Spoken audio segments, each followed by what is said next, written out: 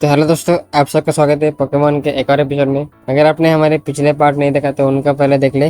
Playlist बनाया हुआ है और हमारे शॉर्ट वीडियो को भी देखे जिसमें हम पोके क्विज छोड़ते हैं। और अगर आपको हमारे वीडियो अच्छे लगते हैं तो हमारे चैनल को सब्सक्राइब कर ले, वीडियोस को लाइक करते रहे। तो चलो आज का पार्ट शुरू करते हैं।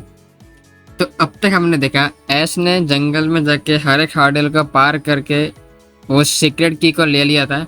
इसके बाद ऐश जब पहुंचता है उसे देखने को मिलता है कि दूसरा सीक्रेट की उस ट्रेनर को आधे घंटे पहले ही मिल चुका था। वो ट्रेनर ऐश से हाथ मिलाता है। उसके बाद उसका बेस्ट ऑफ लक बोल के वो ट्रेनर वहाँ से चला जाता है। ऐश भी अपने दोस्तों के साथ होटल में आता है। वो की अभी ऐश के हाथ में ही था। ऐश उसके को देख रहा था। ऐश बोलते दोस्तों ये की देखने में काफ़ी पुराना लग रहा है, शायद ये किसी पुराने ज़माने में बनाया गया होगा। क्लेमेंट बोलता है इस की को देखने में काफ़ी मिस्टीरियस लग रहा है, ये काफ़ी स्पेशल होगा। सभी कुछ देर तक इस की के बारे में बात करते हैं, उसके बाद सभी सो जाते हैं। अगले दिन सुबह एस स्टेडियम में आता है। वो देखते हैं कि उसका ओपोनेंट पहले से ही स्टेडियम में पहुंच गया था। अनाउंसर बोलते कि यही दोनों हमारे फाइनलिस्ट है। हमारे एक और है एस के चम जो कि अर्थ से आए हैं, और हमारा दूसरी ओर है ड्रेक जो कि प्लेनेट 609 से आए हैं।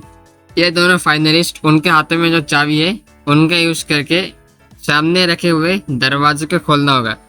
ऐसा ड्रेक समझ जाते दोनों ही अपने अपने कीज के बाहर निकलते हैं और उस दरवाजे के पास जाकर दरवाजे के दोनों तरफ कीज को लगा देते हैं और उनको घुमाते ही दरवाज़ा खुल जाता है। और दरवाजे के अंदर हमें देखने को मिलता है कि एक बहुत ही खूबसूरत बैटल फील्ड था।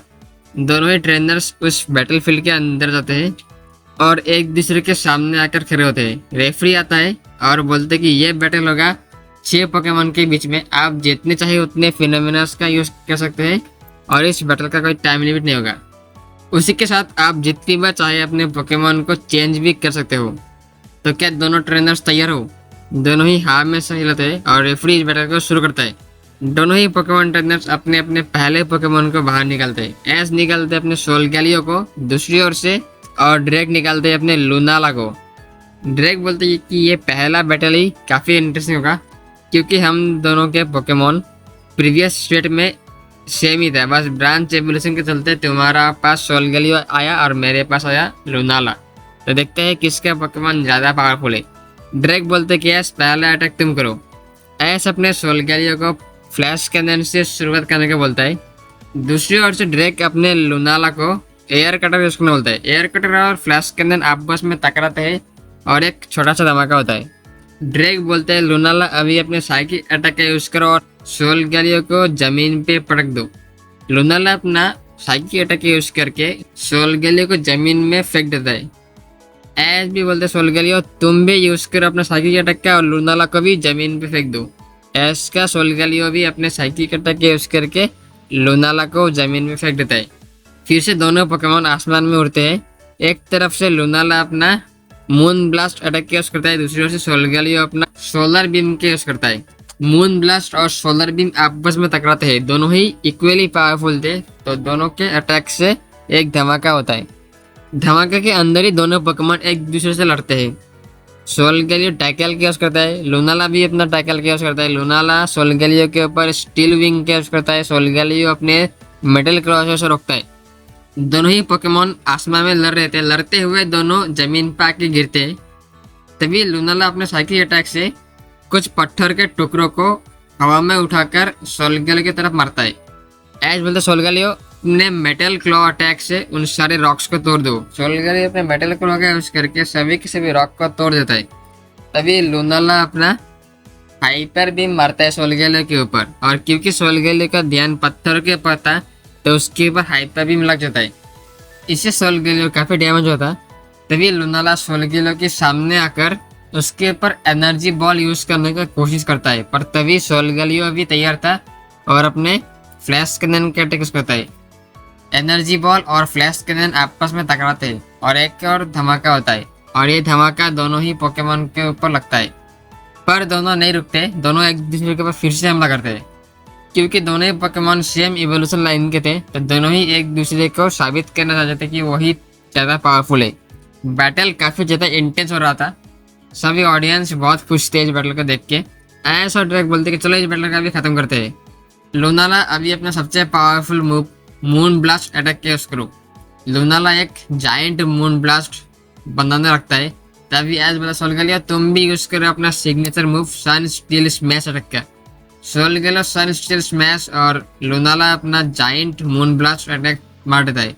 दोनों ही अटैक आपस में टकराते हैं और इससे एक बहुत बड़ा धमाका होता है, पर उस धमाके से बाहर निकल के सोलगलिया लूनाला के ऊपर हमला करता है, जिससे एक और धमाका होता है। दो धमाके एक साथ होने के कारण पूरे स्टेडियम में धुआं फैल चुका था। सभी धुआं हटने का वेट करते और देखना चाहते थे कि कौन जीतेगा। क्लेमेंट बोलते कि ये बराबरी का टक्कर हो रहा था, तो शायद इन दोनों में से कोई भी ना जीते। साइना बोलते कि नहीं, मुझे लगता है कि दोनों ही पोकेमॉन अभी भी बैटल कर रहे होंगे। ऐसा ड्रैक दोनों ही नर्वस थे। तभी धुआं हटने के बाद हम देखते हैं कि दोनों ही पोकेमॉन अभी भी खड़े हुए हैं, पर दोनों का हालत इतना खराब है कि वो दोनों किसी भी टाइम गिर सकते हैं। तभी ऐसा ड्रैक बोलते कि चलो अभी एक और अटैक केस करो, पर वो दोनों पोकेमॉन थोड़ा सा मूव करते ही जमीन पे गिर जाते और हार जाते। रेफरी बोलते कि पहला बैटल टाई हुआ, अभी दोनों ट्रेनर्स के पास बस 5-5 पोकेमॉन बाकी है, तो अपने दूसरे पोकेमॉन को बाहर निकालो। इस बार ड्रैक अपना पोकेमॉन निकालता है और बोलते रेजिगिगास अभी दिखा दो सबको अपना पावर। ऐश बोलते रेजिगिगास तो अभी बाहर आओ ग्रेनिंजा। रेफरी इस सेकंड राउंड को शुरू करता है। पहला अटैक रेजिगिगास करता है, उसका पहला अटैक था अर्थक्वेक अटैक और इससे ग्रेनिंजा को डैमेज हो गया था। क्लेमेंट बोलते बैटल के शुरुआत में ही ग्रेनिंजा को डैमेज पड़ गया, इसलिए अच्छा साइन नहीं है। ड्रैक बोलते क्यों वैस चौक गए, अभी रेजिगिगास यूज करो हाइपर बीम का। रेजिगिगास अपने एक हाथ से हाइपर बीम मारता है, तभी बोलता है ग्रेनिंजा अभी अपने रिफ्लेक्स का यूज करो, वहां से हट जाओ। ग्रेनिंजा हट के दूसरे हाथ है, पर तभी रेजिगिगास अपने दूसरे हाथ से भी हाइपर बीम मारता है, वो इस बार ग्रेनिंजा को लगता है। सलिंडा बोलते हैं कि एस ने अपने ग्रेनिंजा को स्पीड के लिए चुना था, पर इधर तो रेजिगिगास भी काफी स्पीड में बैटल कर रहा है। एस बोलते हैं मैंने सोचा नहीं था कि तुम्हारा रेजिगिगास इतना स्पीड में बैटल करेगा, मैंने अपना ग्रेनिंजा को स्पीड से तुम्हें कन्फ्यूज करने के लिए चुना था, पर तुम्हारा रेजिगिगास तो कुछ और ही कर रहा है। पर कोई नहीं, अब इस मूव का सामना करो। अभी ग्रेनिंजा यूज करो डबल टीम अटैक का। ग्रेनिंजा अपने डबल टीम की यूज करता है और ग्रेनिंजा के सारे क्लोन्स एक साथ मिलकर रेजिगिगास के ऊपर एरियल एस मारते हैं। ग्रेनिंजा और उसके सारे क्लोन्स के अटैक से रेजिगिगास के ऊपर लगता है, पर हम देखते हैं कि रेजिगिगास को ज्यादा चोट नहीं पहुंचाता।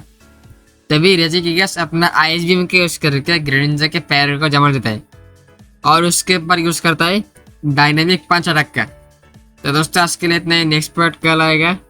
हमारे वीडियोस को अपने दोस्तों में शेयर कर दे, चैनल को सब्सक्राइब करें, जल्दी से जल्दी 1K करना है, और हमारे क्विज वीडियोस के भी चेकआउट करें, उसके answer they. And thanks for watching.